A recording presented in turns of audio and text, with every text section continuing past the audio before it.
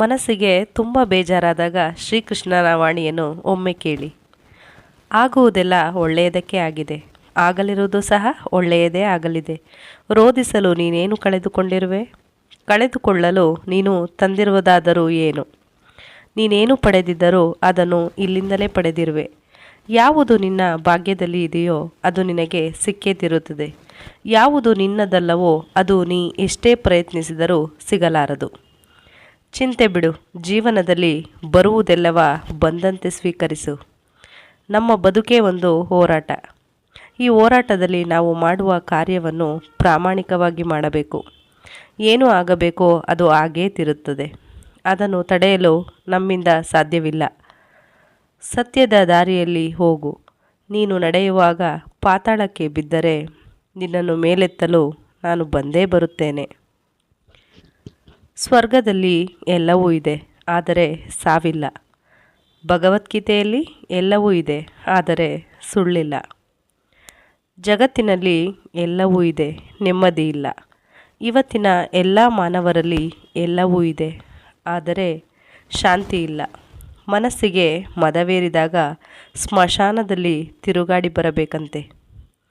ಏಕೆಂದರೆ ಅಲ್ಲಿ ನಾನು ನನ್ನಿಂದಲೇ ಎಂದು ಹೇಳಿದ ಎಷ್ಟೋ ಜನ ಮಣ್ಣಾಗಿರುವವರು ಕಾಣಸಿಗುತ್ತಾರೆ.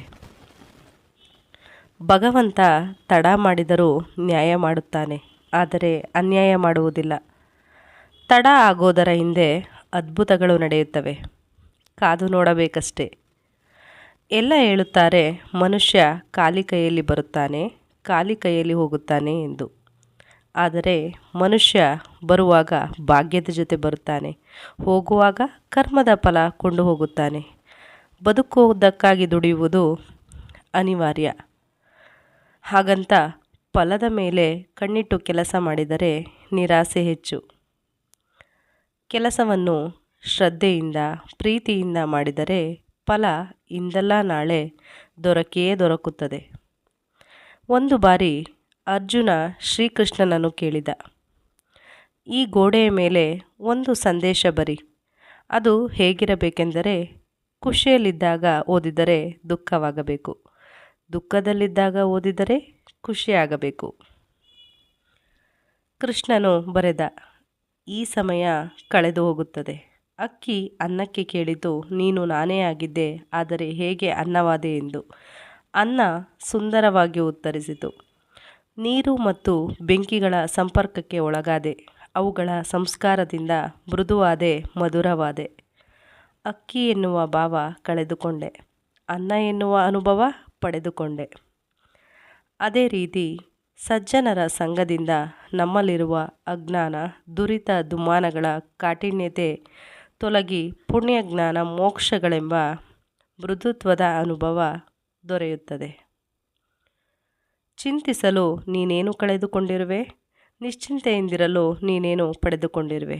3 ದಿನದ ಈ ನಾಟಕದಲ್ಲಿ ಕಳೆದುಕೊಳ್ಳಬೇಕಾಗಿರೋದು ಕರ್ಮ ಒಂದೇ, ಪಡೆಯಬೇಕಾಗಿರುವುದು ಪುಣ್ಯ ಒಂದೇ.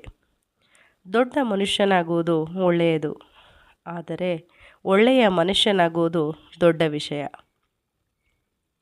ದುಃಖದ ಬಗ್ಗೆ ಚಿಂತಿಸತೊಡಗಿದರೆ ಸದಾ ದುಃಖಿಯಾಗಿಯೇ ಉಳಿಯುತ್ತೀಯ. ಸದಾ ಸುಖ ಸಂತೋಷಗಳನ್ನು ಧ್ಯಾನಿಸುತ್ತಿದ್ದರೆ ಮುಂದೆ ಸುಖಿಯಾಗುತ್ತೀಯ. ಏಕೆಂದರೆ ಮನಸ್ಸು ಯಾವುದರ ಬಗ್ಗೆ ಹೆಚ್ಚಾಗಿ ಧ್ಯಾನಗೊಳ್ಳುವುದು ಅದೇ ಸಕ್ರಿಯವಾಗುವುದು.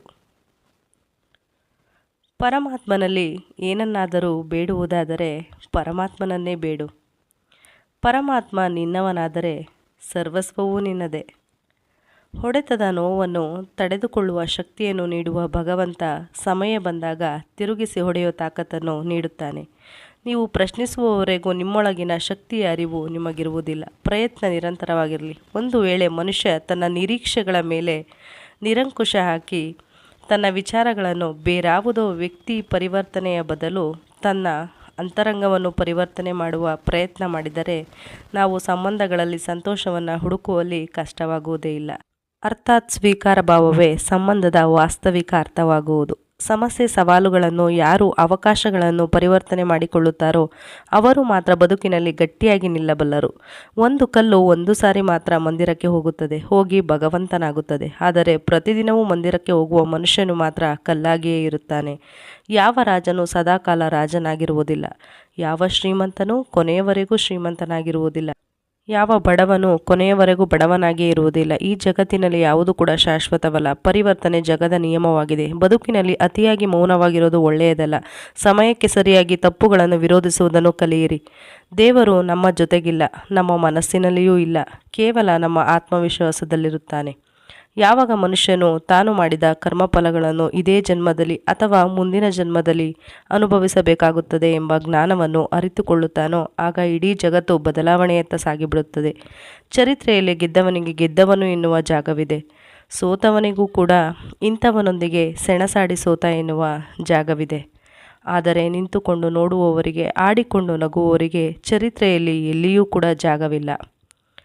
ಕೋಪದಿಂದ ಮಾತನಾಡಿದರೆ ಗುಣವನ್ನು ಕಳೆದುಕೊಳ್ಳುತ್ತೇವೆ, ಹೆಚ್ಚಾಗಿ ಮಾತನಾಡಿದರೆ ಶಾಂತಿಯನ್ನು ಕಳೆದುಕೊಳ್ಳುತ್ತೇವೆ, ಅನಗತ್ಯವಾಗಿ ಮಾತನಾಡಿದರೆ ಕೆಲಸವನ್ನು ಕಳೆದುಕೊಳ್ಳುತ್ತೇವೆ, ಅಹಂಕಾರದಿಂದ ಮಾತನಾಡಿದರೆ ಪ್ರೀತಿಯನ್ನು ಕಳೆದುಕೊಳ್ಳುತ್ತೇವೆ, ಸುಳ್ಳು ಮಾತನಾಡಿದರೆ ಹೆಸರನ್ನು ಕಳೆದುಕೊಳ್ಳುತ್ತೇವೆ, ವೇಗವಾಗಿ ಮಾತನಾಡಿದರೆ ಅರ್ಥವನ್ನು ಕಳೆದುಕೊಳ್ಳುತ್ತೇವೆ, ಪ್ರೀತಿಯಿಂದ ಮಾತನಾಡಿದರೆ ಎಲ್ಲವನ್ನು ಗಳಿಸುತ್ತೇವೆ.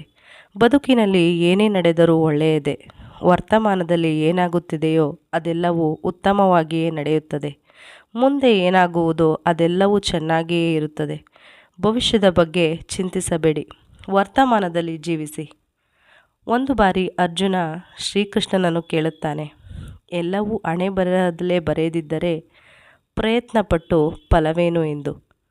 ಆವಾಗ ಶ್ರೀಕೃಷ್ಣನು ಉತ್ತರಿಸುತ್ತಾನೆ, ಯಾರಿಗೆ ಗೊತ್ತು, ಪ್ರಯತ್ನಪಟ್ಟರೆ ಸಿಗುತ್ತದೆ ಎಂದು ಹಣೆಬರಹದಲ್ಲಿ ಬರೆದಿದ್ದರೆ. ಪ್ರಯತ್ನಂ ಸರ್ವಸಿದ್ಧಿ ಸಾಧನಂ. ಒಮ್ಮೆ ನಾರದರು ಶ್ರೀಕೃಷ್ಣನನ್ನು ಕೇಳಿದರಂತೆ, ಈ ಪ್ರಪಂಚದಲ್ಲಿ ಎಲ್ಲರೂ ದುಃಖಿಗಳಾಗಿದ್ದಾರೆ ಏಕೆ ಎಂದು. ಆಗ ಶ್ರೀಕೃಷ್ಣನು ಮುಗುಳ್ನಗುತ್ತಾ ಹೇಳಿದನಂತೆ, ಸುಖ ಎಲ್ಲರ ಬಳಿಯೂ ಇದೆ, ಆದರೆ ಎಲ್ಲರೂ ಇನ್ನೊಬ್ಬರ ಸಂತೋಷದಿಂದ ದುಃಖಿಗಳಾಗಿದ್ದಾರೆ ಅಷ್ಟೇ. ನೆಮ್ಮದಿ ಯಾವುದೇ ವಸ್ತು ಹಣದಲ್ಲಿ ಇರುವುದಿಲ್ಲ, ನಮ್ಮ ಆಲೋಚನೆ ಮತ್ತು ಮನಸ್ಸಿನಲ್ಲಿ ಇರುತ್ತದೆ. ಕಷ್ಟಪಡದೆ ಸಿಕ್ಕ ಫಲ ಎಂದಿಗೂ ಸುಖ ಕೊಡುವುದಿಲ್ಲ. ಸುಖವನ್ನು ಕಷ್ಟಪಡುವುದರಲ್ಲಿ ಹುಡುಕಿ. ಸ್ನಾನ ದೇಹವನ್ನು, ಧ್ಯಾನ ಮನಸ್ಸನ್ನು, ದಾನ ಧನವನ್ನು, ಯೋಗ ಜೀವನವನ್ನು, ಪ್ರಾರ್ಥನೆ ಆತ್ಮವನ್ನು, ವ್ರತ ಆರೋಗ್ಯವನ್ನು, ಕ್ಷಮೆ ಸಂಬಂಧಗಳನ್ನು, ಪರೋಪಕಾರವನ್ನು, ಅದೃಷ್ಟವನ್ನು ಪವಿತ್ರಗೊಳಿಸುತ್ತದೆ. ಕೇವಲ ದೇವರನ್ನು ಪೂಜಿಸುವುದರಿಂದ ಪುಣ್ಯ ಬರುವುದಿಲ್ಲ. ಉತ್ತಮ ಬುದ್ಧಿ, ಉತ್ತಮ ಯೋಚನೆ, ಉತ್ತಮ ಕೆಲಸ, ಉತ್ತಮ ಮಾತು, ಉತ್ತಮ ವರ್ತನೆ, ಕರುಣೆ, ಅಹಿಂಸೆಯಿಂದ ಪುಣ್ಯ ಸಿಗುತ್ತದೆ. ಮುಂಬರುವ ಜನ್ಮಕ್ಕೆ ಈ ಜನ್ಮವೇ ಬುನಾದಿಯಾಗುವುದು ನಿಜ. ಯಾರೆಲ್ಲ ಈ ಶ್ರೀಕೃಷ್ಣನ ವಾಣಿಯನ್ನು ಕೇಳಿದಿರೋ ಪ್ರತಿಯೊಬ್ಬರಿಗೂ ಧನ್ಯವಾದಗಳು.